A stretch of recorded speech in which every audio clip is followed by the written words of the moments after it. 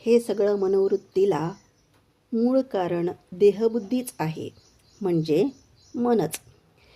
मी असे म्हटल्यावर या मिथ्या दिसणाऱ्या देहात्मबुद्धी असलेल्या मनाला नाश व्हायला मार्ग म्हणजे मन. मन म्हणजे काय हे समजून त्या मनाच्या आत म्हणजे तेच आत्म्याशी थोडंही विचलित न होता स्थिर राहणे, सर्वसंग परित्याग.